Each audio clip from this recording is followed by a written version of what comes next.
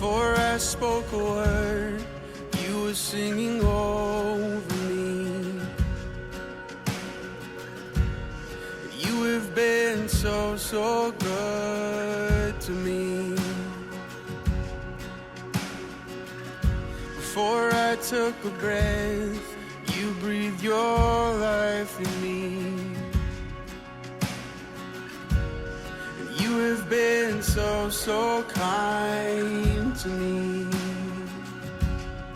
Oh, the overwhelming, never-ending. 네, 우리 같이 본문 말씀 읽겠습니다. 갈라디아서 4장 21절부터 31절 말씀 함께 번갈아 가며 교독하면서 읽겠습니다. 내가 말하라, 율법 아래에 있고자 하는 자들아, 율법을 듣지 못하였느냐?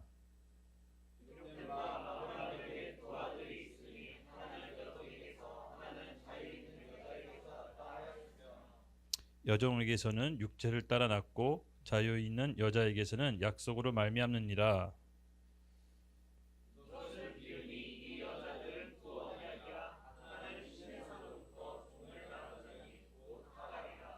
이 하갈은 아라비아에 있는 시내산에서 지금 있는 예루살렘과 같은 곳이니 그가 그 자녀들과 더불어 종노릇하고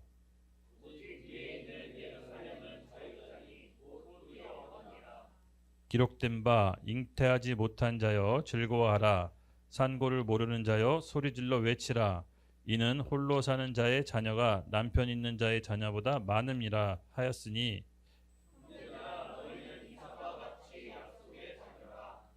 그러나 그때 육체에 따라 난 자가 성령에 따라 난 자를 박해한 것 같이 이제도 그러하도다.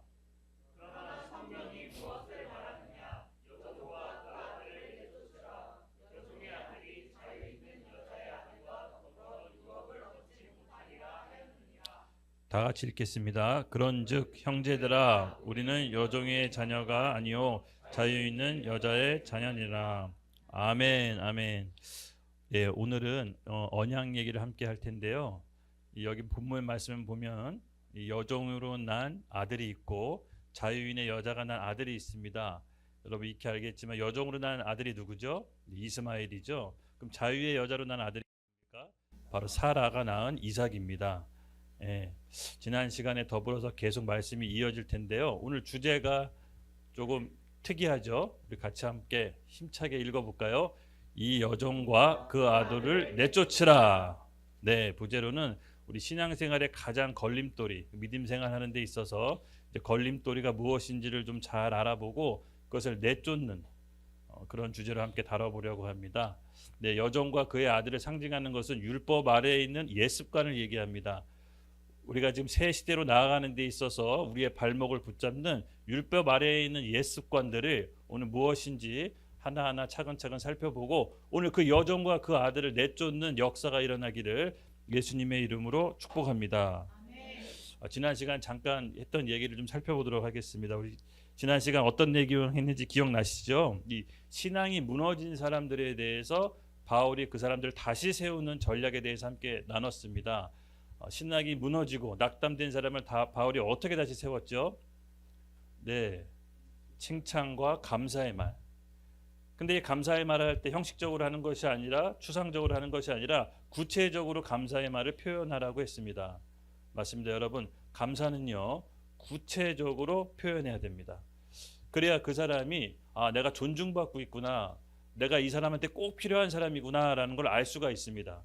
그래서 형식적인 감사는 아니함만 못하다고 했죠. 그래서 감사할 때는 구체적으로 어떤 있던 일에 대해서 감사하는지를 나열하고 상대로 하여금 내가 필요한 존재구나, 내가 이 사람에서 없으면 안 되는 존재구나 라고 인식시킬 때 그 사람이 다시 소생하고 살아난다고 했습니다. 먼저 칭찬을 해주고 감사를 표현한 다음에 그럼 감사만 하면 되냐? 그게 아니죠. 예, 그러고 난 다음에 본격적으로 진짜 해야 될 말을 하는 겁니다. 만약에 감사하지 않고 구체적인 감사의 표현 없이 그냥 팩트만 얘기하면 사람 마음이 닫혀져서 방어적인 자세를 취합니다. 그 다음에 아무리 감사해도 이제 들을 귀가 닫혀져 버리죠. 그래서 바울은 바로 이 방법으로 낙담되거나 신앙에 대해서 실패했다고 느꼈을 때 감사의 표현을 구체적으로 합니다. 그리고 난 다음에 본격적으로 하고 싶은 말을 하죠. 예. 그리고 난 다음에 그 영적인 리더로서의 갖춰야 될 조건에 대해서도 얘기했습니다. 그렇죠? 영적인 조건이 갖춰야 될 리더는 무엇이었을까요? 지난 시간에 가장 핵심적인 키워드를 했습니다. 예, 영적인 리더는 착한 사람을 의미하는 게 아니라고 했습니다. 그렇죠? 영적인 리더는 영혼을 책임지는 사람입니다. 즉 책임감이 있어야 됩니다. 그럼 책임감이 있다는 말을 뭘로 표현했을까요? 구체적으로 무엇이 책임감이 있는 것입니까? 네, 남 탓하지 않는 거라고 했습니다. 내가 원하지 않는 상황이나 내가 원하지 않는 환경과 내가 원하지 않는 일들이 펼쳐졌을 때 남 탓하는 것이 아니라 자기를 돌아보고 성찰함으로써 변화를 일으키는 사람, 이 사람이 책임감이 강한 사람이라고 했습니다. 그래서 조심해야 될 사람들 제가 한번 언급했죠. 우리 자매님들 남자 이렇게 만날 때 좀 강하게 확신에 차서 책임감이 발휘하는 사람이 있습니다. 내가 다 책임질게. 잔말 말어 나만 따라와. 막 이런 사람들 극히 조심하라고 했죠. 결혼하면 책임 안 집니다. 그래서 과도한 확신은 약간 의심을 좀 가져볼 필요성이 있습니다.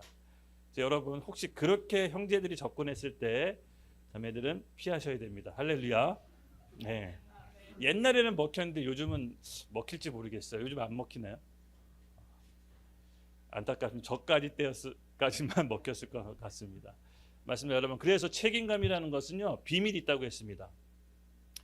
책임을 진다라는 것은 부담감이 아닙니다. 그렇죠? 내 삶을, 내 통제권을 다른 사람에게, 다른 환경적인 요인에게 맡기는 게 아닙니다. 그래서 하나님이 우리의 삶을 우리에게 주셨다고 했죠. 예, 그래서 책임감이라고 하는 것은 내 삶을 내가 통제하고 가는 것입니다. 무슨 이게 뭐, 할렐루야. 이게 너무 크게 났는데. 네. 맞습니다. 그래서 여러분 책임감 있다. 다른 사람을 탓하는 게 아닙니다. 예. 모든 상황 가운데 나를 바라보고 내가 무엇을 수정해야 되는지를 알고 그것을 차근차근 수정해 나가는 사람이 책임감이 진짜 강한 사람입니다.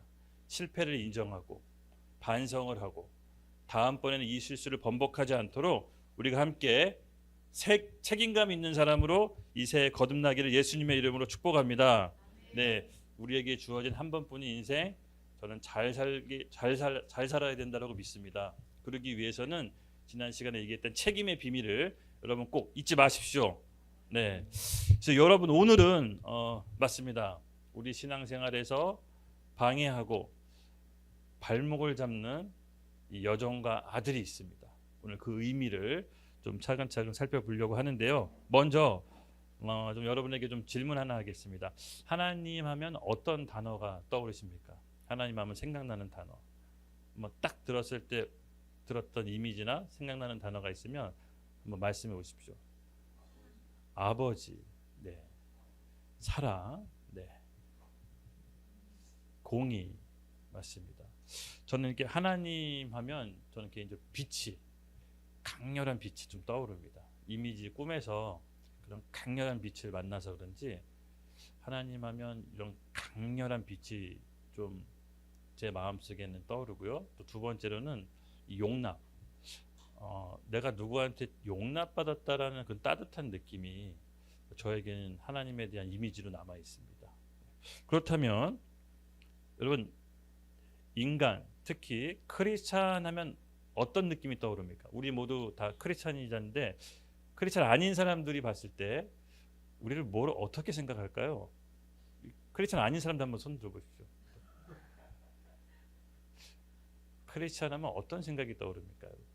요새 혹시 뭐 이렇게 챗 GPT나 이런 거 한번 찾아보면은 세상 사람들이 크리스찬을 뭐라고 부르는지 대답해줘. 한번 딱 쳐보십시오. 뭐라고 나오는지. 지금 쳐볼래요, 우리 지훈 형제? 세상 사람들이 크리스찬이 뭐라고 하는지 대답해줘. 네. 10초만 기다리겠습니다. 제가 이렇게 설교하면요, 막 뒤에서 뭘 치고 있더라고요. 보면 챗GPT 맞는지 틀린지 막 혼자 막 계속 그것만 해. 설교 안 듣고 계속 그것만 해요. 그래서 내가 물어본 거예요. 합법적으로 허용해 줄게요. 뭐라고 대답합니까? 네.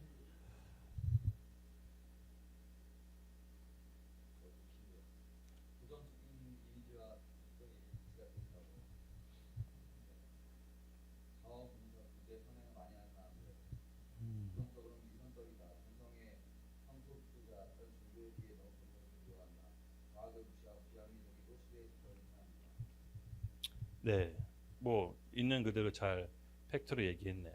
맞습니다. 쉽게 말해서 좋게 보지 않습니다. 예, 좋게 보지 않습니다. 근데 저는 하나님께서 크리스찬들에게 주신 위대한 능력이 있다고 봅니다. 물론 이렇게 세상에서는 우리 뭐 이렇게 비판적으로 얘기할 수 있지만 하나님께서 크리스찬에게 주신 위대한 능력, 예, 믿음입니다. 믿음. 예. 저는 이 믿음의 영역은요 아직도 베일에 쌓여져 있고 정말 미개척 분야입니다. 정말 놀랍습니다. 우리가 이 믿음에 대해서 알면 알수록 정말 신비한 영역이 이 믿음인 것 같아요. 근데 신년 기도회 때 이 믿음에 대해서 쭉 시리즈로 여러분께 말씀을 드리려고 하는데, 여러분 하나님이 우리에게 주신 가장 큰 능력이 바로 믿음입니다. 믿음. 예.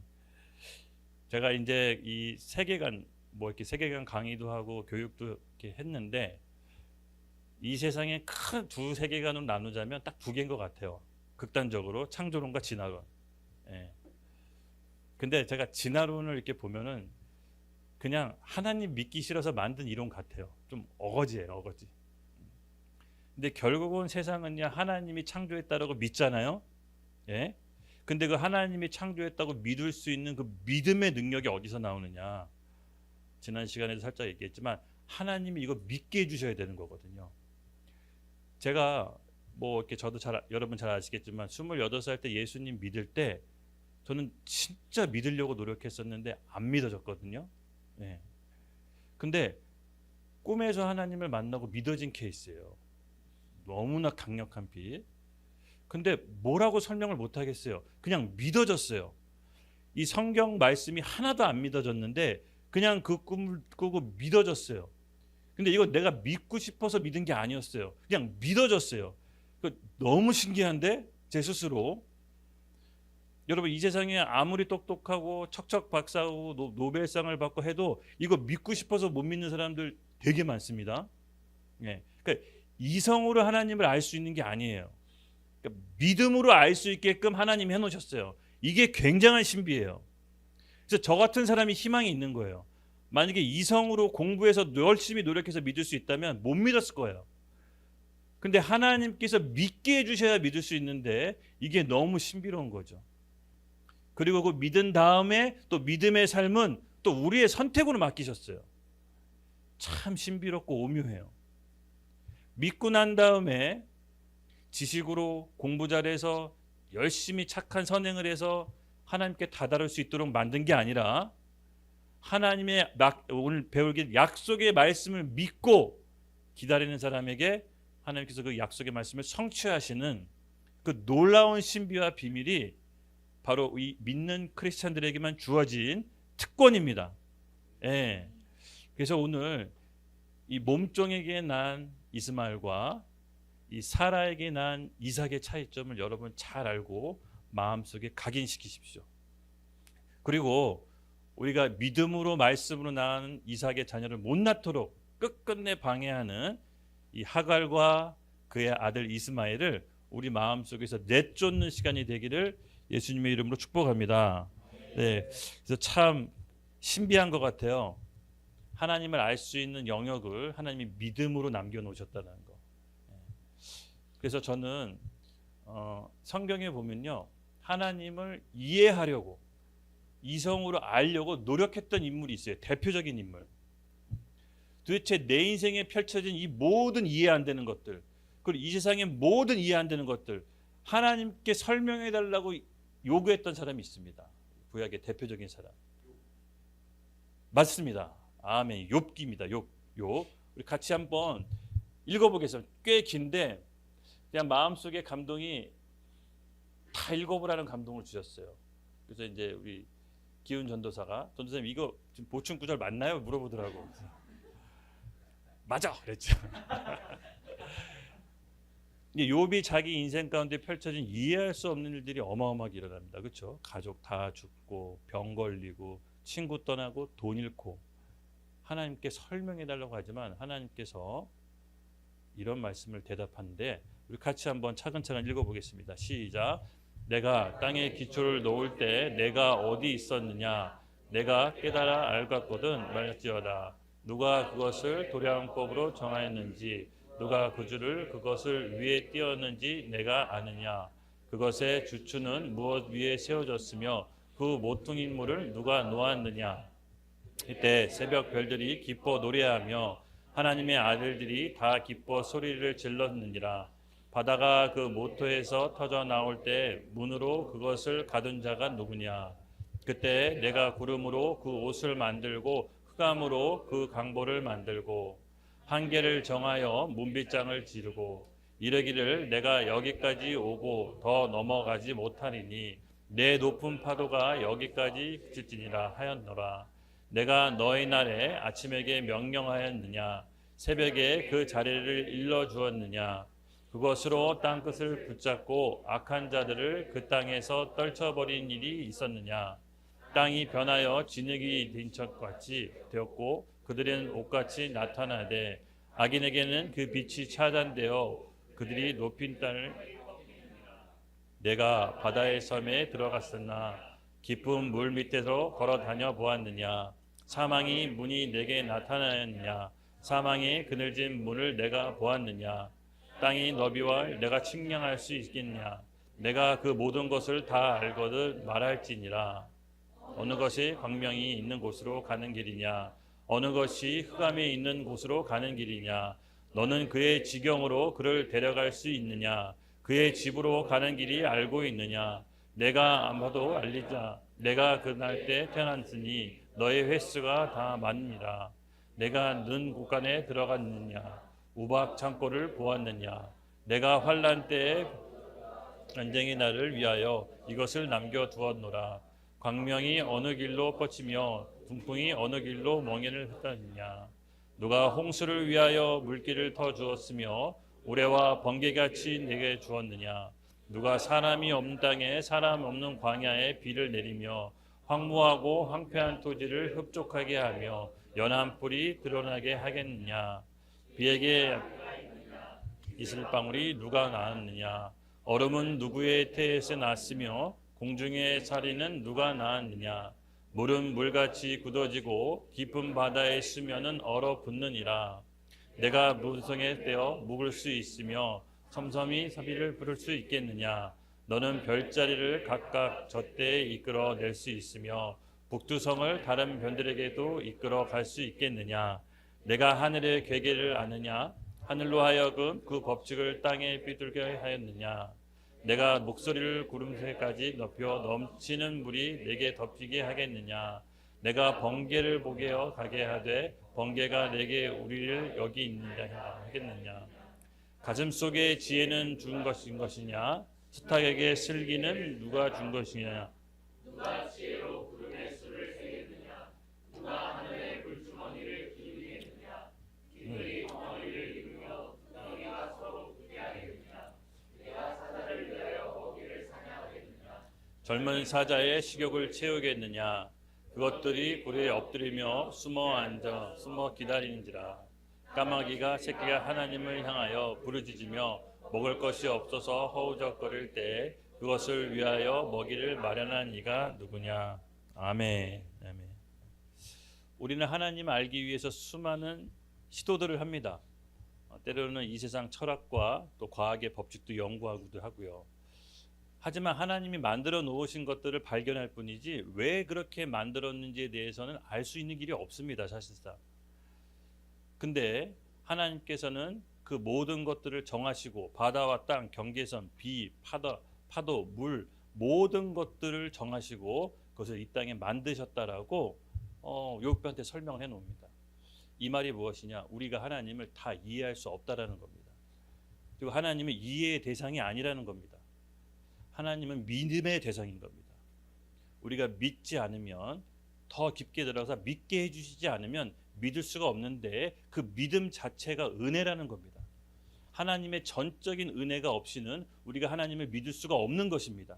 이것을 인정하는 것이 창조론이고 이것을 거부하는 것이 진화론인 것입니다.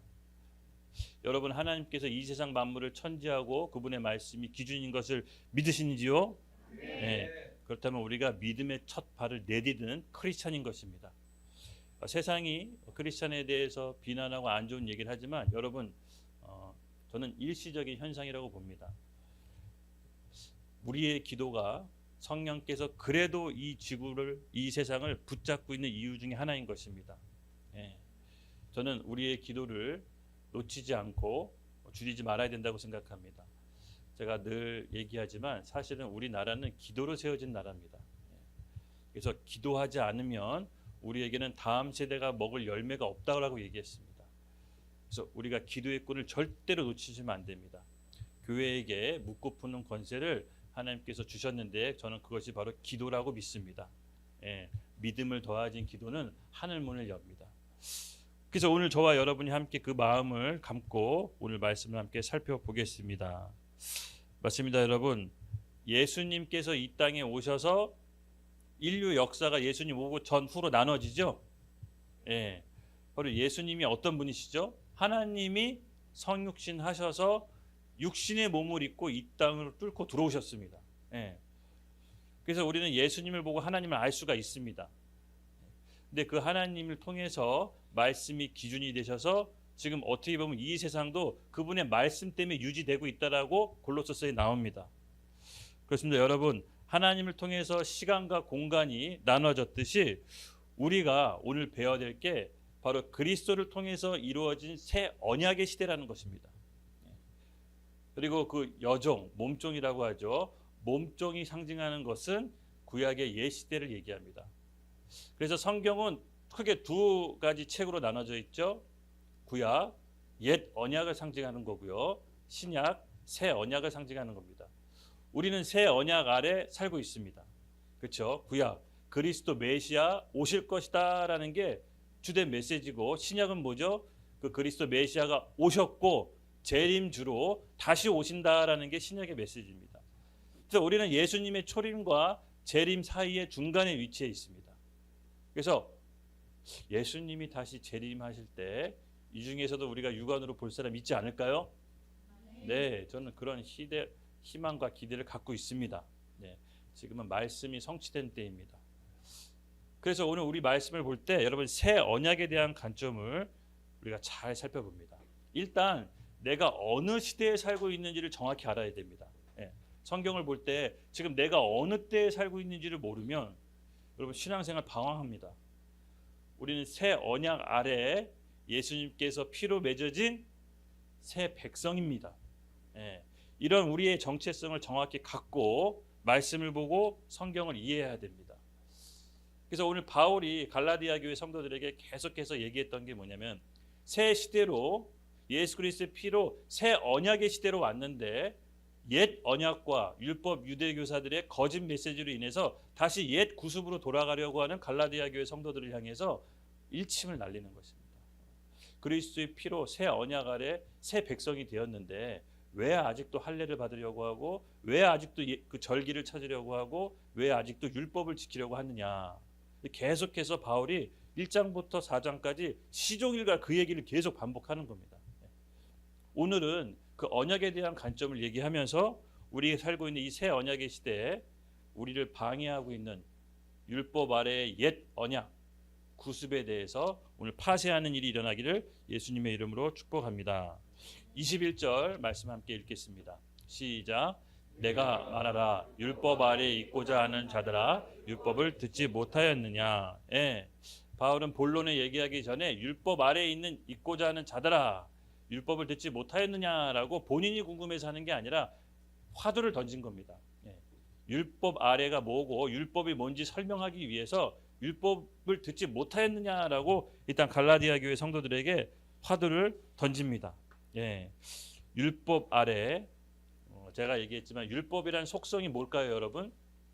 많이 설명했는데 율법의 속성은요. 100개가 있다고 하면 99개 다 지키고 마지막 하나 못 지켜도 전체를 어긴 걸로 여깁니다. 그러니까 율법으로 의롭게 되는 시대가 바로 옛 언약의 시대인데 문제는 뭐냐면 누구든지 이 율법을 다 지킬 수 없다라는 게 맹점입니다.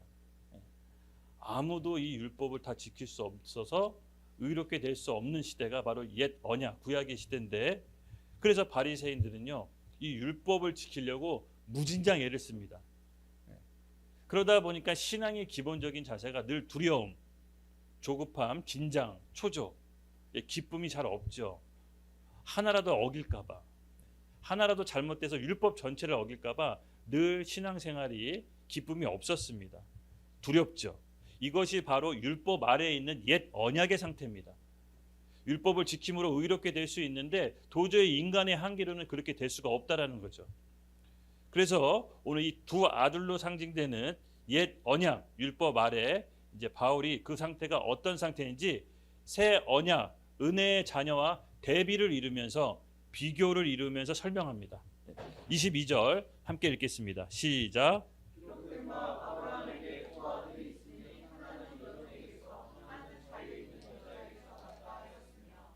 아멘, 아멘. 예, 아까도 얘기했지만 아브라함에겐 두 아들이 있었습니다. 대표적으로 그렇죠. 첫 번째 아들 누구죠? 이스마엘 장자죠. 그 두 번째 아들 누구죠? 약속의 아들 이삭. 예, 두 아들이 있었습니다. 근데 이 두 아들을 딱 비교하면서 하나는 여종에게서 나고 하나는 자유 있는 여자에게서 났다고 합니다. 여종은 아까 얘기했지만 우리 사라의 몸종 하가를 뜻하고요. 자유 있는 여자는 사라를 뜻합니다. 이제 두 아들의 속성이 있습니다. 첫 번째 몸종 여종에게서 난 아들의 속성은요, 바로 율법의 속성을 그대로 갖고 태어납니다.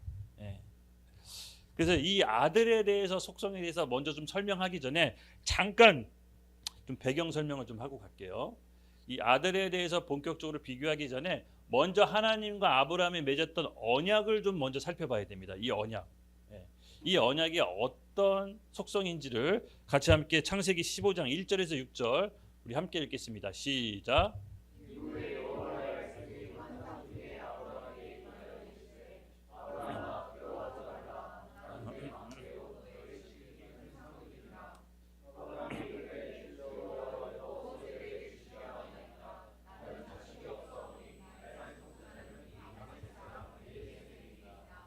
아브라함이 또 이르되 주께서 내게 씨를 주지 아니하셨으니 내 집에서 길린 자가 내 상속자가 될 것이니이다. 여호와의 말씀이 그에게 임하여 이르시되 그 사람이 내 상속자가 아니라 내 몸에서 날 자가 내 상속자가 되니라 하시고 그를 이끌고 밖으로 나가 이르시되 하늘을 우러러 무뼈를 셀 수 있나 보라. 또 그에게 이르시되 내 믿음이 자손이 이와 같으리라. 아브라함이 여호와를 믿으니 여호와께서 그의 의를 의로 여기시니라. 아멘, 아멘. 하나님과 아브라함하고 언약을 맺는 바로 직전의 장면입니다. 아브라함에게 하나님께서 약속의 상속자를 주신다고 했습니다. 근데 그 전에 아브라함은 그 말보다 아직 애가 없었기 때문에 자기 집안의 종들 중에 상속자로 삼으려고 했습니다. 근데 하나님은 그게 아니라고 합니다. 여호와의 말씀이 아브라함에게 임하면서 아니다, 너의 씨로 난 자가 너의 상속자가 될 거다. 이 집안에 있는 종이 상속자가 아니다라고 합니다. 그래서 아브라함이 긴가민가합니다. 아직도 애도 못 낳고 너희가 이제 다 들어쳤는데 어떻게 애를 낳지? 하나님께서 아브라함을 끌고 나가서 무뼈를 보라고 합니다. 이와 같이 너의 자손이 많아질 거라고 했을 때 아브라함이 그걸 믿습니다. 그 믿는 것도 신비해요. 그렇죠? 믿으니 하나님은 뭐로 여기죠? 그 믿음을 보고 의로 여긴다고 했습니다. 굉장히 신비로운 장면입니다. 즉 아브라함은요 하나님의 약속의 말씀을 믿었습니다. 근데 여러분 잘 보십시오. 그 후 이야기를 우리가 잘 알죠. 그렇게 믿었고 믿음대로 했을까요, 아브라함이? 아닙니다, 아닙니다. 여전히 애는 생기지 않았습니다. 여전히 더 나이는 먹었습니다. 이제 사라와 아브라함은 할아버지 할머니가 됐습니다. 이제는 도저히 아이를 낳을 수 없는 상황입니다. 근데 하나님께서 아브라함에게 다시 찾아옵니다. 그렇죠? 그리고 나서 하나님께서는 다시 한번 언약으로 말씀하십니다. 내가 약속의 자녀를 줄 거다. 근데 여전히 믿을 수가 없었죠. 처음에는 약속의 말씀을 믿었지만 눈에 보이는 상황과 환경은 전혀 그 약속대로 돌아가지 않습니다. 그랬더니 아브라함도 이제는 좀 지쳤나 봐요. 믿지 않습니다. 우리 창세기 15장 9절에서 18절. 못 믿으니까 하나님께서 어떤 일을 벌이시냐? 언약을 맺습니다.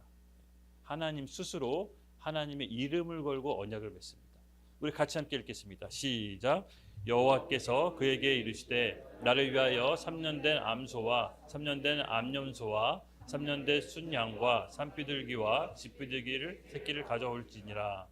아브라함이 그 모든 것을 가져다가 그 중간을 쪼개고 쪼갠 것을 마주 대하여 놓고 그 선은 쪼개지 아니하였으며 솔개는 그 사체 위에 내릴 때에는 아브라함이 쫓았더라. 해질 때에 아브라함에게 깊은 잠이 임하고 큰 흑암과 두려움이 그에게 임하였더니 여호와께서 아브라함에게 이르시되 너는 반드시 알라. 내 자손이 이방에서 객이 되어 그들을 섬기겠고 그들은 400년 동안 내 자손으로 괴롭히리니 그들이 섬기는 나라를 내가 징벌할 것이며 그 후에 내 자손이 큰 재물을 이끌고 나와서 너는 장수하다가 평안히 조상에게로 돌아가 장사될 것이요 내 자손은 4대 만에 이 땅에서 돌아오리니 이는 아모리 족속의 죄악이 아직 가득 차지 아니하였음이라 하시더니 해가 져서 어두울 때 연기 나는 화로가 보이며 타는 횃불이 쪼갠 고기 사이로 지나간지라. 그날에 여호와께서 아브라함과 더불어 언약을 세워 이르시되 내가 이 땅을 애굽 강에서부터 큰 강 유브라데스까지 내 자손에게 주리니. 아멘. 아멘. 아브라함이 못 믿으니까 하나님께서 이제 언약을 맺으십니다. 그래서 아브라함 보고 동물을 반으로 다 쪼개라고 합니다. 아브라함이 다 쪼개고 지쳐서 잠들었습니다. 그때 하나님께서 화로와 불처럼 그 쪼갠 고기 사이로 지나가십니다. 스스로 언약을 맺으신 겁니다. 스스로 언약. 아브라함이 맺은 언약은요, 전적으로 아브라함에게 책임이 있는 것이 아니라 하나님께서 전적으로 책임지시는 겁니다. 그런데 이 놀라운 비밀은요, 하나님께서 이 언약을 책임지시는데 그의 수혜자는 아브라함입니다. 그래서 여러분, 우리가 하나님과 맺은 이 언약은 모든 걸 가지신 분이 아무것도 없는 우리에게 주시는 일방적인 은혜인 것입니다. 그래서 그 불안정한 우리의 언약은 언제나 실패할 수 있기 때문에 하나님 스스로 언약을 맺으시고 본인이 책임지십니다. 우리 첫 번째 언약의 실패자가 누구였죠? 아담이었죠. 아담은 하나님께서 먹지 말라고 한 선악과를 먹음으로써 에덴 동산에서 쫓겨납니다. 이게 이제 첫 번째 언약의 실패였거든요. 근데 하나님 스스로 언약을 맺으시고 책임진다는 것은 어떤 인간의 불안정함 때문에 우리의 죄악 때문에 이 언약이 파기될 수 없다라고 스스로 확증하시는 겁니다. 그래서 아브라함이 믿음이 실패하고 그가 여러 번 이상한 짓을 하고 믿음 없는 태도를 여러 번 하지만 그 언약이 끝끝내 유지될 수 있는 것은 하나님이 보증하고 책임지신 언약이기 때문에 그렇습니다. 우리가 부족하고 죄가 있고 여러 가지 연약함 때문에 실수할 수 있지만 우리가 믿음에서 떠나지 않는 이유는 뭐냐? 하나님과 우리가 맺어진 그 언약, 그리스도의 피 때문에 우리의 구속이 영원한 것입니다. 그래서 이것을 영원히 잊지 마셔야 되는 겁니다. 아브라함이 여러분 아시다시피 그럼에도 불구하고 애가 안 생기니까 사라랑 꾀를 씁니다. 약간 이제 합리화하는 거죠. 어쨌든 아들 낳기만 하면 되는 거 아니야? 이제 이렇게. 그래서 사라가 너무 좀 마음이 아팠나 봐요. 그러니까 할머니가 되고 이제 애를 낳을 수 없으니까 자기 그 젊고 예쁜 여종 하가를 통해서 자기 남편한테 내가 애를 못 낳으니까 이 여종을 통해서 우리 약속의 상속자를 받자.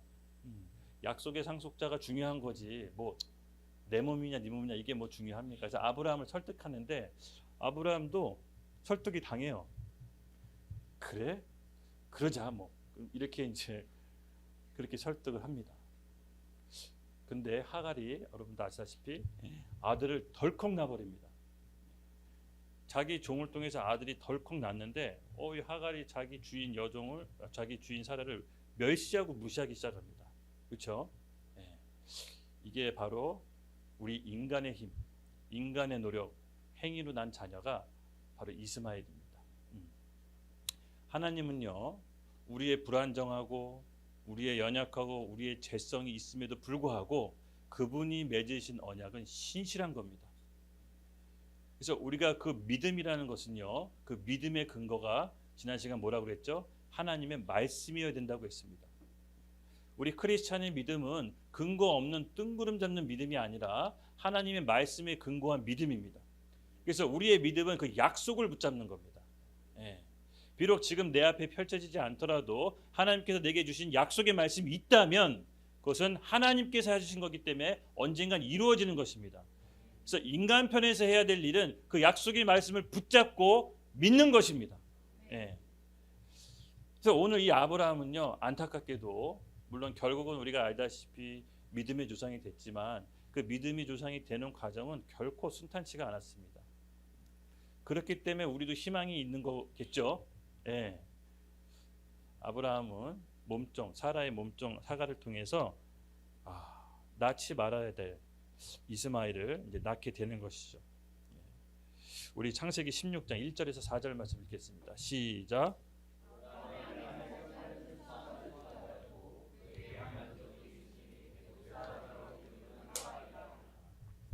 사라가 아브라함에게 이르되 여호와께서 나 출산을 허락하지 아니하셨으니 원한건대 내 여종에게 들어가라. 내가 혹 그 말로 말미암아 자녀를 얻을까 하노라 하매 아브라함이 사라의 말을 들으니라. 아내 사라가 그 여종 애굽 사람 하가를 데려다가 그 남편 아브라함에게 첩으로 준 때에 아브라함이 가나안 땅에 거주한 지 10년 후였더라. 아브라함이 하란과 동침하더니 하갈이 임신하매 그가 자녀의 임신함을 알고 그의 여주인을 멸시한지라. 아멘. 아멘. 그렇지만 이스마엘은 약속의 자녀가 아니었습니다. 하나님께서 약속의 자녀는 사라를 통해서 나신다고 얘기했습니다. 어떻게 보면 인간적인 방법으로 내가 가능한 방법으로 하나님의 약속의 말씀을 이루려고 했던 그 시도가 바로 아브라함이 첫 번째로 실패했던 이유입니다. 우리도요, 이렇게 믿음 생활하면서 우리가 하나님 말씀을 듣고 음성을 들었지만 그 하나님의 말씀이 이루어지지 않을 때, 오랜 기간 지속될 때 우리도 아브라함 같이 이런 선택을 많이 합니다. 저도 이 대목을 이렇게 볼 때마다 저도 이런 시절이 굉장히 많았습니다. 특히 이제 사업할 때 하나님께서 주시기로 한 약속이 내 영은 알았지만 말씀은 받았지만 그것이 당장 이루어지지 않고 다른 선택을 할 때가 굉장히 많았거든요. 근데 정말 감사할 것은 그런 순간에도 불구하고 결국은 하나님이 이루신다라는 겁니다. 그래서 저는 이 하나님의 속성, 언약의 속성을 오늘 우리가 바로 아는 게 너무 중요합니다. 이 언약은 불안정한 언약이 아닙니다. 예수 그리스도의 피의 보증으로 인을 친 영원히 변개할 수 없는 언약입니다. 저와 여러분이 그 언약 아래 새 백성과 새 언약 시대에 살고 있는 겁니다. 이 얼마나 경이롭고 신비한 일입니까? 그래서 여러분, 저와 여러분 이 언약 안에서 하나님의 새 일을 시작하실지 기대되지 않습니까? 네. 몫은 우리가 믿는 겁니다. 우리에게 있습니다. 그래서 이 23절에 보면요, 이제 육체로 난 여종으로 난 이 이스마엘이 자유의 여자에게 약속을 말미암아 낳는데 두 아들의 차이점에 대해서 얘기합니다. 우리 23절 함께 읽겠습니다. 시작. 여종에게서 육체를 따라 낳고 자유 있는 여자에게서 약속으로 말미암느니라. 아멘. 아멘. 네. 첫 번째 이 두 아들의 차이가 뭐라고 했죠, 여러분? 아까 이스마엘은 노력, 내 힘, 내 능력으로 낳은 아들이고 이삭은 하나님의 은혜로 주신 약속의 아들이라는 거. 이것이 두 아들의 첫 번째 차이였고요. 이제 두 번째 차이, 아까도 얘기했지만 아브라함이 믿음으로 기다리는 시간이 필요하다고 했습니다. 약속의 말씀이 성취되기까지는 바로 이루어지는 경우도 있습니다. 하나님께서 바로 이루어지는 경우도 있지만 대부분 한 번은 실패하게 하세요. 그게 좀 놀라운 이유인 것 같아요. 한 번은 실패하게 하고 딱 이 패턴이 정석이다라고 말하고 싶지는 않지만 대부분 이렇게 하나님 일하세요. 그리고 두 번째 성공시킵니다. 여러분, 이스마엘을 하나님께서 먼저 허락하신 이유가 있습니다. 바로 이삭을 주시지 않아요. 반드시 이스마엘을 먼저 낳게 하고 그 다음 이삭을 주세요. 약속의 아들하고 이삭 바로 줘도 되는데 왜 이스마엘을 줄까요? 그리고 그 이스마엘이 율법 아래에 있는 자녀라고 합니다. 즉 우리의 힘과 노력으로는 결단코 하나님의 의에 도달할 수 없다라는 것이 먼저 느끼고 깨달아져야 비로소 내 능력과 힘이 아닌 오직 하나님의 은혜로만 얻을 수 있는 아들을 알 수 있기 때문에 그렇습니다. 그래서 먼저는 이스마엘을 낳고 그 다음에 이삭을 낳는 겁니다. 저도 항상 제가 그렇게 생각해서 그런지 모르겠지만 중요한 일을 할 때 한 번 먼저는 실패하고 두 번째는 되더라고요. 네, 되게 신비한 일이 제가 이 경험인데 성경을 어느 순간 보니까 모세도 그랬고요. 모세도 이집트 왕자일 때는 사람 죽여서 한번 실패하고 광야에서 떠돌다가 두 번째로 하나님이 이스라엘의 지도자로 세웠을 때 가나안에 들어갑니다. 근데 똑같이 아브라함도 처음에는 이스마엘을 먼저 낳아요. 내 힘과 내 노력으로 안 된다라는 걸 깨달아야 비로소 이삭이 하나님의 은혜로 주신 아들이라는 걸 깨닫게 됩니다. 그래서 여러분 첫 번째 실패했다고 해서 절대 좌절하거나 낙담하지 마십시오. 제가 자신 있게 말할 수 있는 것은 인생은 끝날 때까지 끝난 게 아니다. 그리고요 사람이 한번 넘어져 봐야 그 다음에 성공이 귀한지 압니다. 아니면 이게 계속 잘 되잖아요. 필히 교만해집니다. 필히 교만해져요. 정말 신기한 건 내 힘으로 내 노력으로 어떻게 해서든 안 될 때 정말 영적으로 파산하고 나는 아무런 힘이 없다라고 내 상태를 내가 인정할 때 그냥 일이 되어져요. 그래서 이게 하나님이 왜 그렇게 하시는지 이제 조금 알 것 같아요.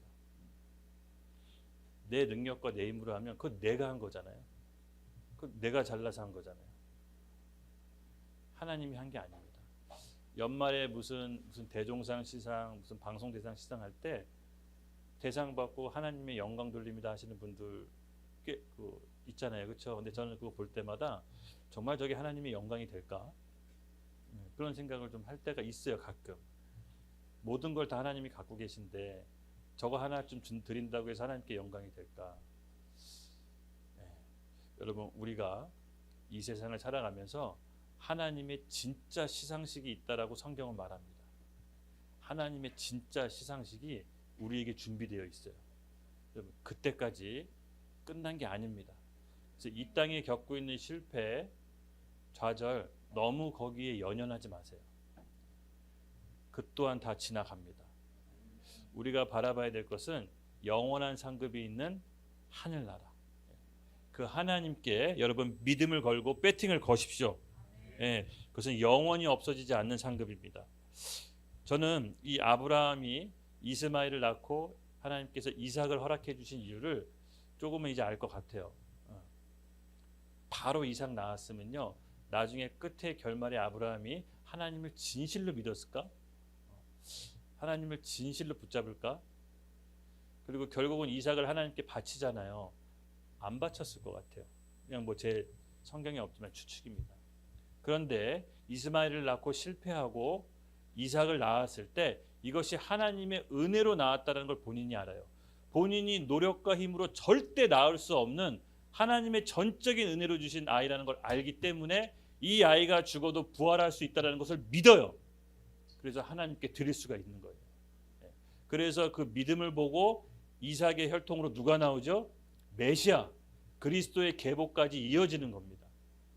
누군가에는 이 믿음의 제사가 있기 때문에 그 수혜자가 내가 아니더라도 우리 자손들이 볼 수가 있는 겁니다.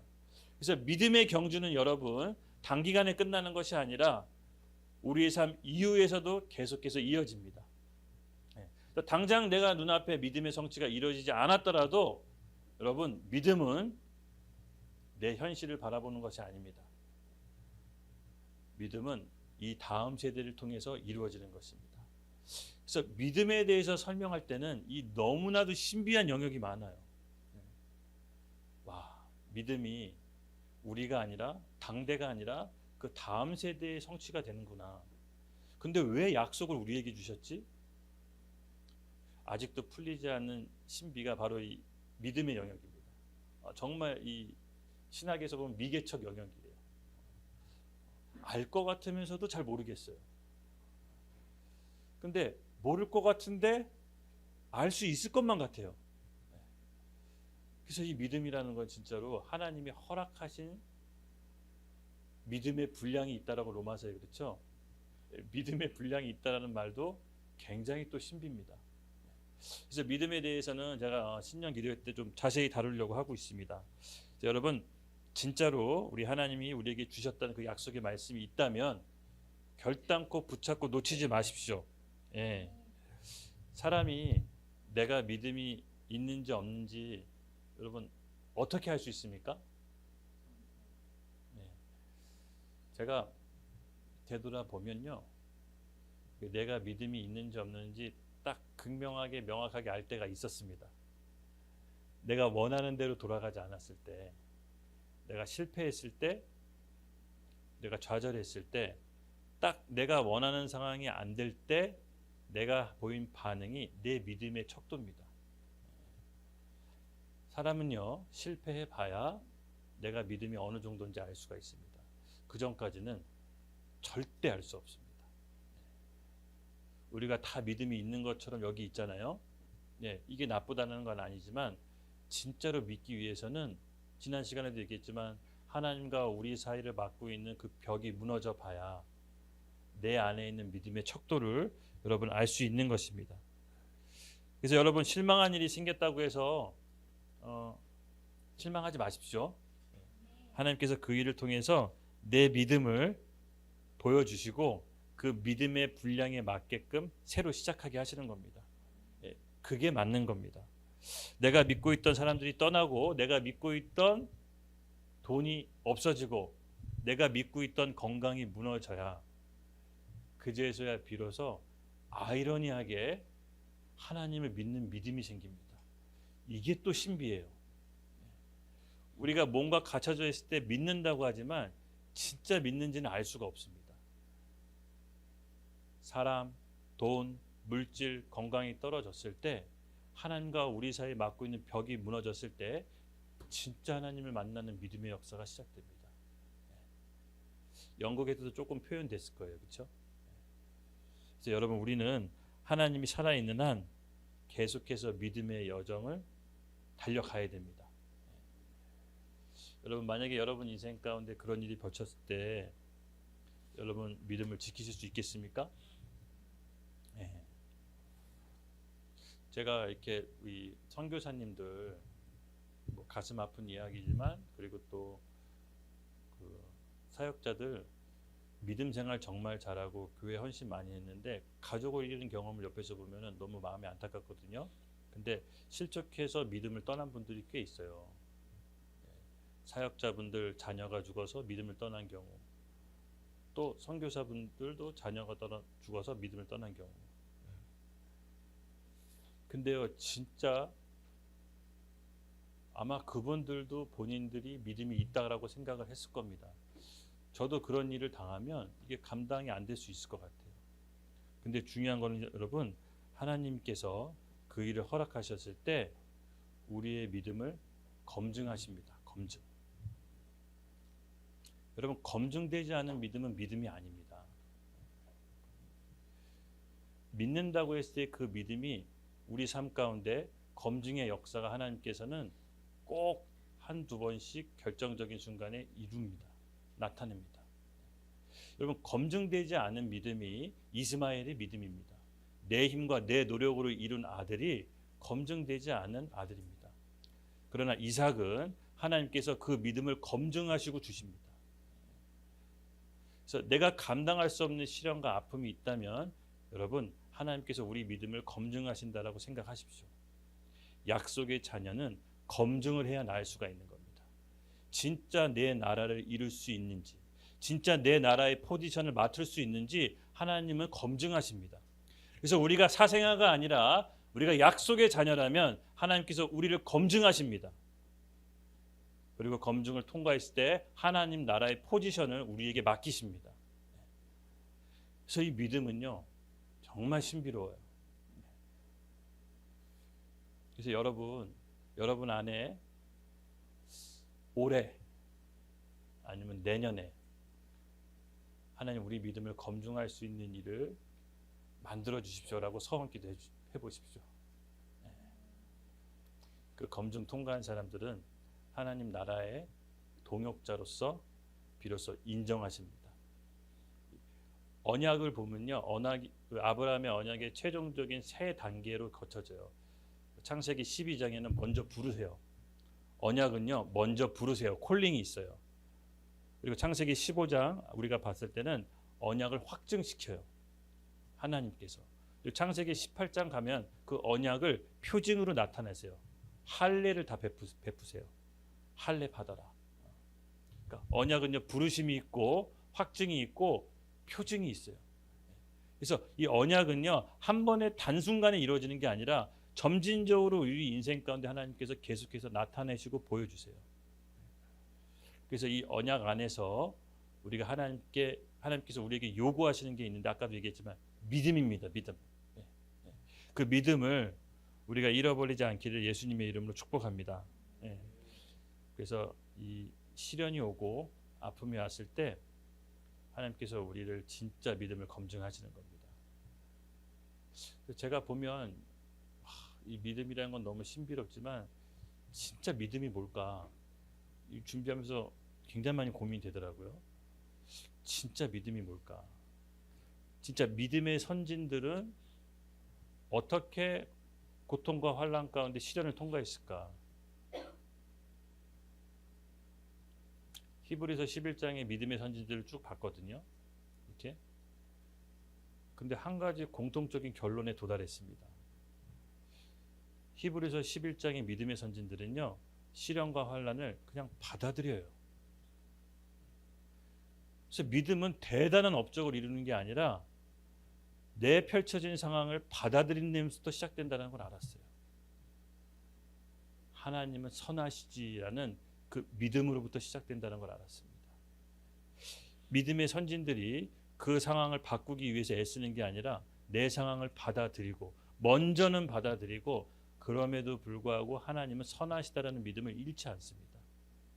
그래서 믿음은 큰 업적이 아니라 내가 하나님을 인정하고 그럼에도 불구하고 하나님은 선하시다라는 순수한 믿음이 있어야 하나님이 그 위에 역사를 써 내려가십니다. 저는 그 전까지만 해도 믿음 좋다고 하면 어떤 큰 업적을 이루고 큰 일을 해야지 믿음 좋다라고 생각했는데 믿음의 선진들은 그게 아니었어요. 11장 히브리서 잘 살펴보세요. 내 펼쳐진 상황을 받아들이고 하나님의 일하심을 믿습니다. 그래서 이 믿음이라는 거는 정말로 신비한 것 같아요. 오늘 제가 이 말을 너무 많이 하는데 진짜 그래요. 그래서 오늘 우리 이 믿음을 갖기를 예수님의 이름으로 축복합니다. 23절, 24절, 25절 우리 함께 읽겠습니다. 시작. 비유니 이 여자를 두 언약이라 하나는 시내 산으로부터 종을 낳은 자니 곧 하갈이라. 이 하갈은 아라비아에 있는 시내 산에서 지금 있는 예루살렘과 같은 곳이니 그가 그의 자녀들과 더불어 종노릇하고. 아멘. 이 두 아들의 차이점 첫 번째, 우리 하갈이 낳은 시내산 종노릇한다고 했습니다. 그러면 시내산이 어떤 곳이죠? 그 모세가 율법을 받은 곳입니다. 그렇죠? 그래서 이제 율법을 받아서 이스라엘 백성과 하나님이 언약을 맺는데 그 다음부터 이스라엘 백성은 그 율법 아래에 있게 됩니다. 그래서 약간 조건부 행위 언약처럼 돼요. 그 율법을 지키면 축복받고 율법을 어기면 저주를 받게 됩니다. 어떻게 보면 조건부 행위 언약처럼 되는데 그 조건부 행위 언약처럼 된 것이 바로 하갈이 낳은 자녀, 그와 같은 모습입니다. 그의 어미가 사라의 몸종으로서 어떻게 보면 종이었잖아요. 그 종의 여자가 난 자녀도 이와 같은 노예와 같은 모습으로 있는 겁니다. 그래서 시내산에서 난 자녀는 율법 아래에 놓여 있는 종된 상태를 뜻합니다. 그것이 바로 이스마엘의 운명이라는 거죠. 그래서 내 힘과 내 노력, 내 열심으로 난 그 자녀가 이스마엘을 뜻하는데 그의 신분상 바로 종노릇하는 상태로 여전히 율법의 저주 아래 매이게 됩니다. 그래서 이 바울은 비유를 들어서 바로 시내산 여종 하갈에 대해서 그가 난 자녀에 대해서 얘기하는 겁니다. 반면에 이제 새 언약, 믿음으로 낳은 자녀에 대해서 설명합니다. 우리 26장, 27장, 27절, 28절 함께 읽겠습니다. 시작.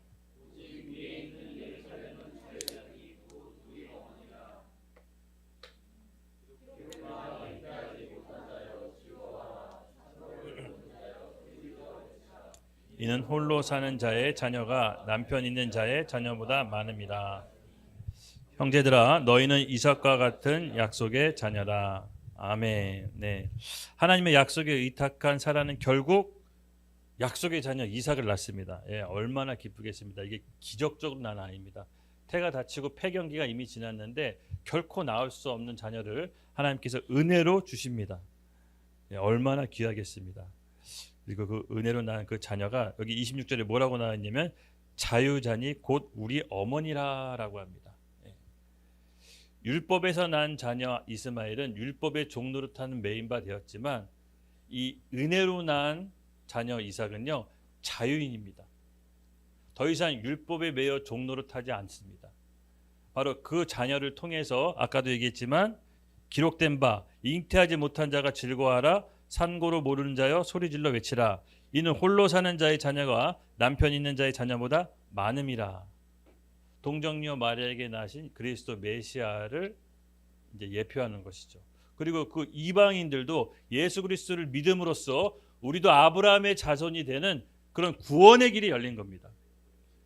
그래서 자유인의 여자 사라가 난 이삭을 통해서 그의 계보를 통해서 메시아가 났고 이제 누구든지 메시아를 믿음으로써 아브라함의 자녀가 될 수 있는 겁니다. 예, 그 길이 새롭게 열린 것이죠.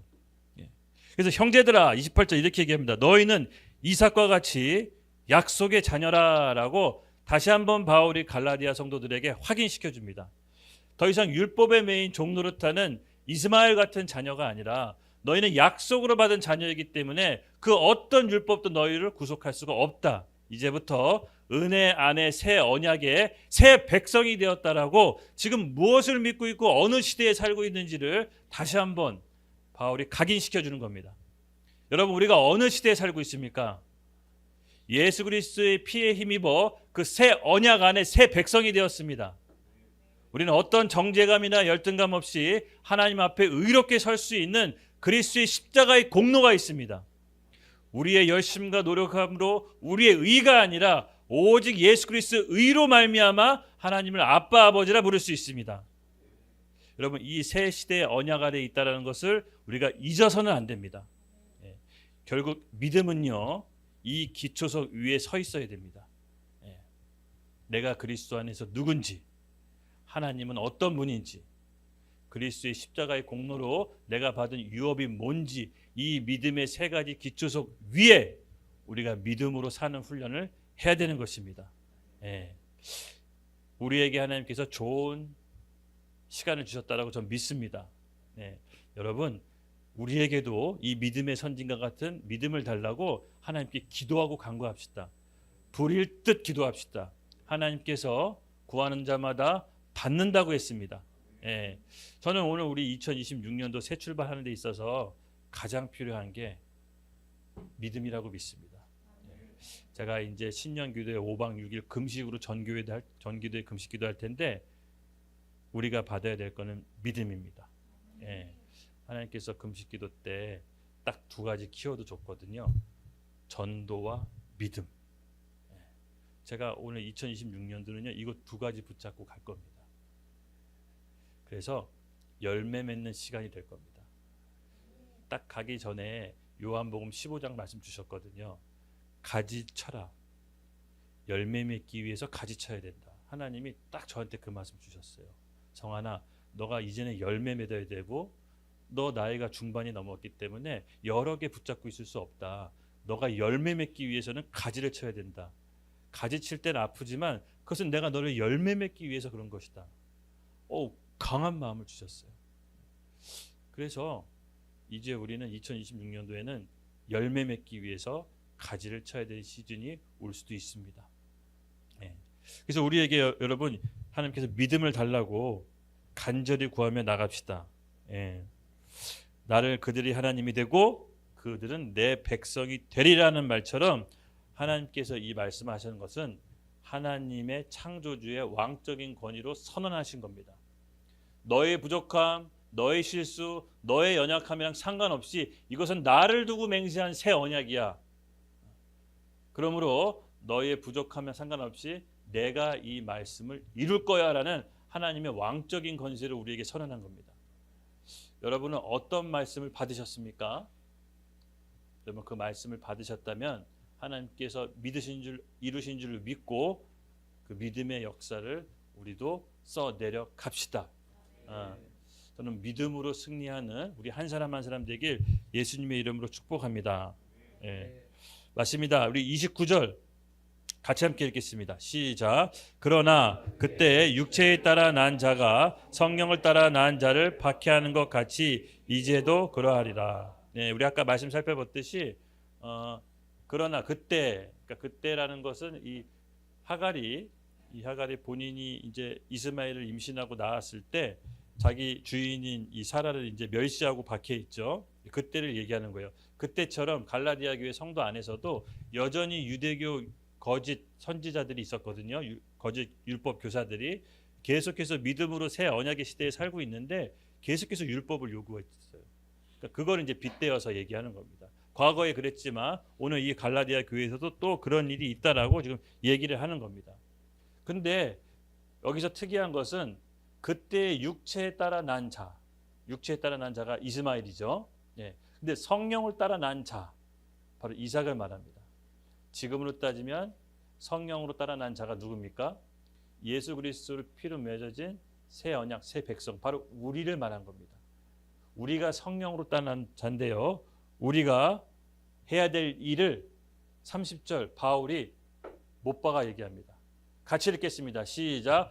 그러나 성경이 무엇을 말하느냐? 여종과 그 아들을 내어 쫓으라. 여종의 아들이 자유에 있는 여자의 아들과 더불어 유업을 얻지 못하니라 하였느니라. 아멘.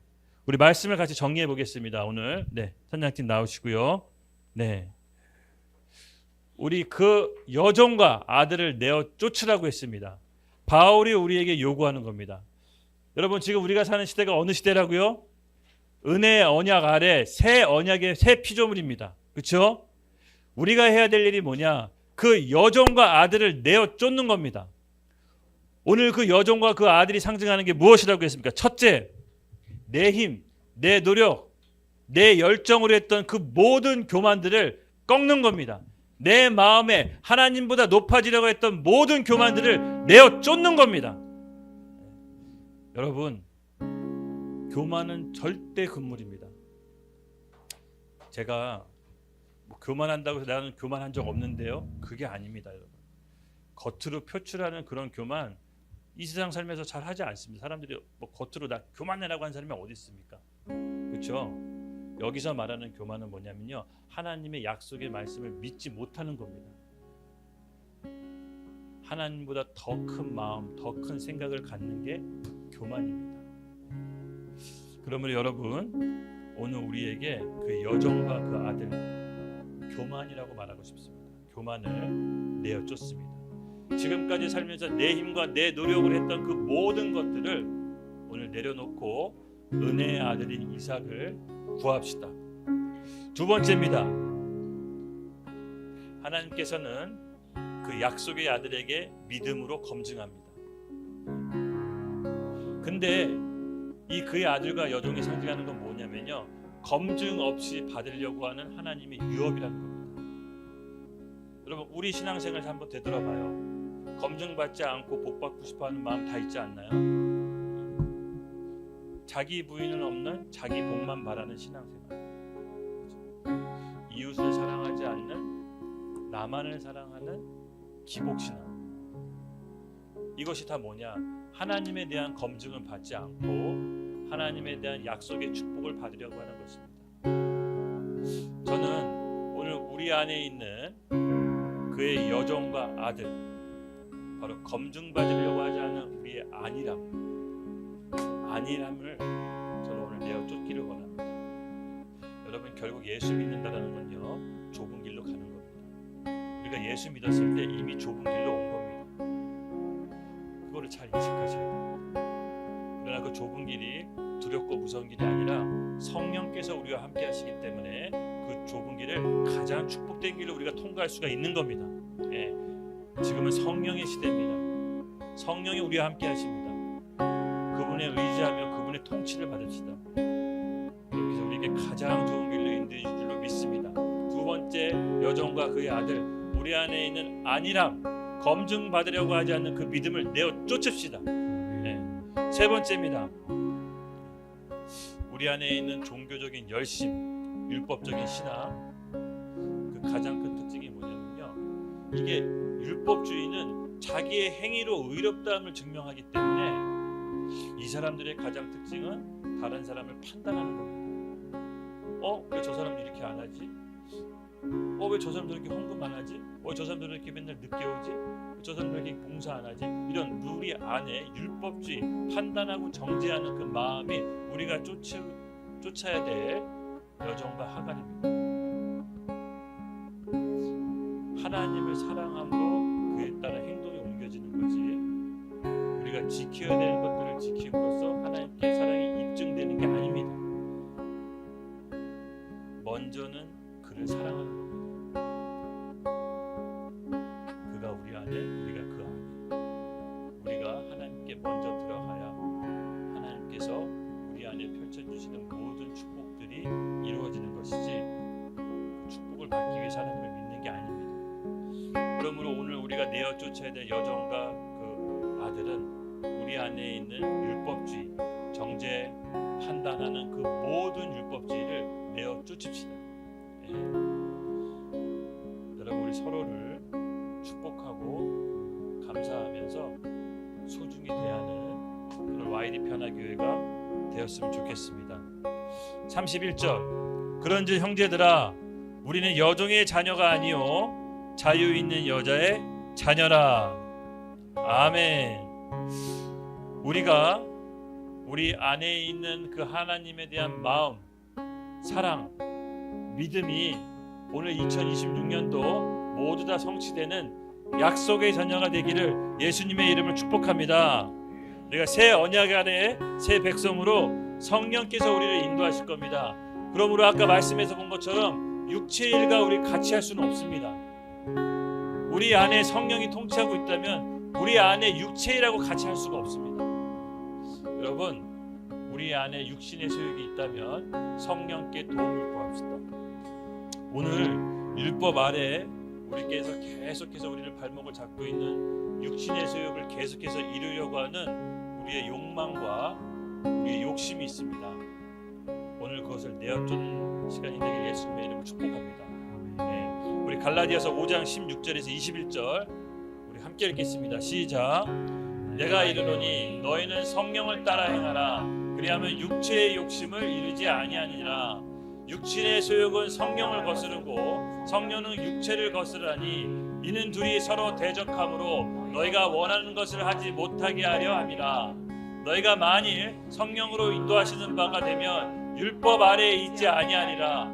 육체의 일은 분명하니 곧 음행과 더러움과 호색과 우상숭배와 주술과 원수 맺는 것과 분쟁과 시기와 분냄과 강짓는 것과 분열함과 이단과 투기와 술취함과 방탕함과 또 그와 같은 것이니라.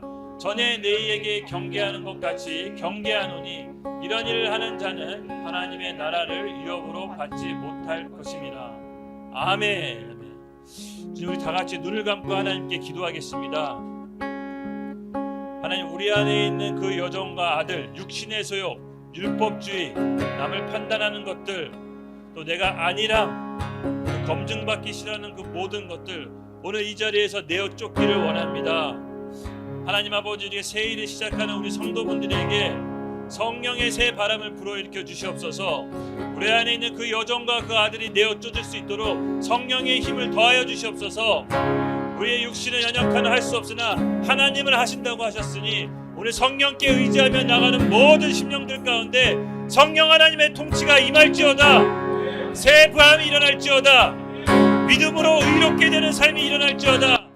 우리 같이 주여 외치면서 함께 나가겠습니다. 주여. 그런즉 형제들아, 우리는 여종의 자녀가 아니요 자유 있는 여자의 자녀라. 아멘. 선포합니다. 하나님, 이 시간 우리 재정에 대해 어려움을 겪고 있는 영혼들이 있다면 오늘 그 재정으로부터 자유케 하여 주시옵소서. 재정의 어려움으로부터 구원하여 주시옵소서. 특별히 수치가 있다면 그 수치로부터 자유케 하여 주시옵소서. 그 수치로부터 회복시켜 주시옵소서. 하나님, 우리 가운데 또 정신적인 어려움이 있다면 치유의 역사가 일어나게 하여 주시옵소서. 이제 종의 자녀가 아니라 자유의 자녀로서 2026년도를 맞이할 수 있도록 성령의 하나님의 은혜를 베풀어 주시옵소서. 재정의 어려움이 돌파될지어다. 수치가 제거될지어다. 정신적인 아픔이 치유될지어다. 하나님, 오늘 이 밤 자유의 역사가 일어나게 하여 주시옵소서.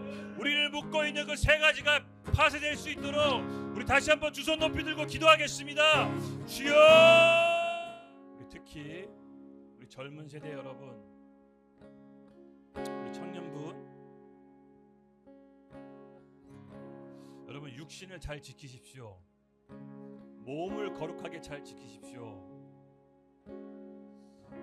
하룻밤의 쾌락과 잠자리로 하나님 나라의 유업을 포기하지 마시고 맞바꾸지 마십시오. 여러분, 거룩한 행실과 몸을 지키십시오.